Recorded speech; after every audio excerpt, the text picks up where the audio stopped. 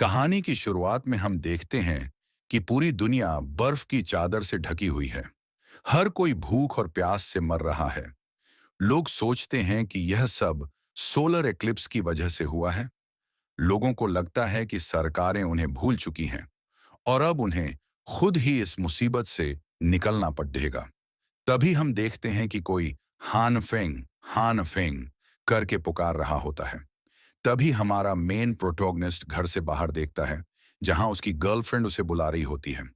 MC उसे अंदर बुलाता है। तभी उनके बीच रोमांस सिस्टम शुरू हो जाता है। एमसी बड्डी हैरानी से उससे पूछता है कि तुमने अचानक मुझे किस किस क्यों कर दिया। तभी वह लड़की कहती है कि उसे एमसी से प्यार हो गया है। वह उसके लिए कुछ भी करने को तैयार है। एमसी बड्डी उत्सुकता से पूछता है, कुछ भी? वह कुछ कहने ही जाता है कि लड़की उसे चुप करा देती है। तभी हम देखते हैं कि एक शख्स पीछे कुल्हाड़ी लेकर खड़ा होता है और वह तुरंत एएमसी को मार देता है। एएमसी के सामने वो दोनों, लड़की और वो आदमी, रोमांस करना शुरू कर देते हैं। एएमसी अपने आप से पूछता है, क्या यही क्या यही मौत होती है? कुछ देर बाद एएमसी को कुछ गर्म गर्म एहसास होता है और उसकी आंख खुल जाती है। वह अपने बिस्तर पर सो रहा होता है।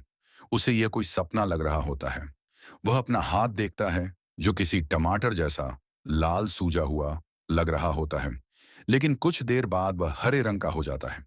कुछ देर सोचने के बाद उसे मानहवा मनहवा कॉमिक्स से याद आता है कि पुनर्जन्म रीइंकार्नेशन के बाद पक्का उसे कोई पावर शक्ति मिली होगी।